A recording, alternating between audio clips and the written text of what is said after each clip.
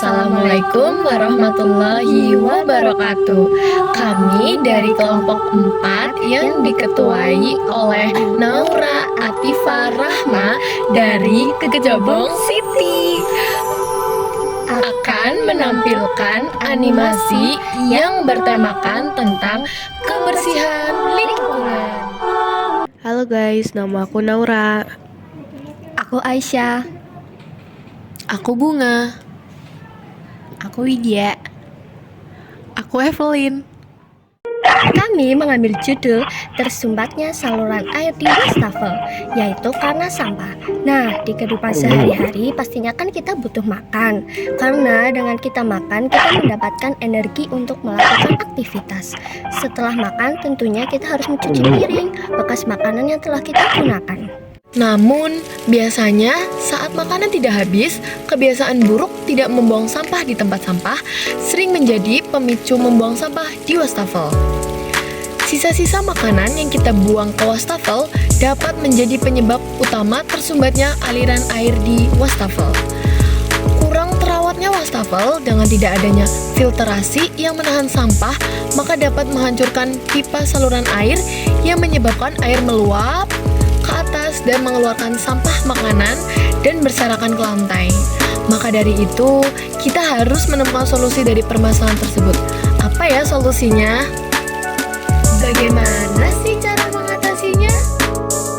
Ya, solusi nih yang dapat kita lakuin. Nah, kelompok kita udah nyiapin 5 solusi yang bisa dilakukan untuk mengatasi wastafel yang tersumbat. Yang pertama, dengan menggunakan baking soda dan cuka agar sisa makanan yang di dalam pipa ikut meluap ke atas. Apa sih fungsi baking soda dan cuka? Baking soda berperan sebagai abrasif ringan yang dapat membantu melonggarkan kotoran atau minyak yang menempel di saluran. Selain itu, baking soda memiliki sifat basa yang bisa membantu memecah lemak atau sisa-sisa makanan yang menyumbat saluran.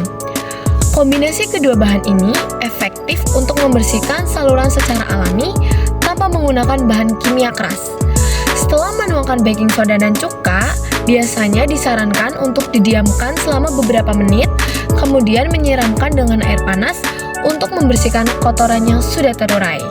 Jika kalian merasa menggunakan baking soda dan cuka masih kurang bersih, kalian bisa juga menggunakan penyedot wastafel agar lebih bersih. Fungsi penyedot wastafel adalah untuk membantu mengatasi sumbatan atau penyumbatan pada saluran air wastafel.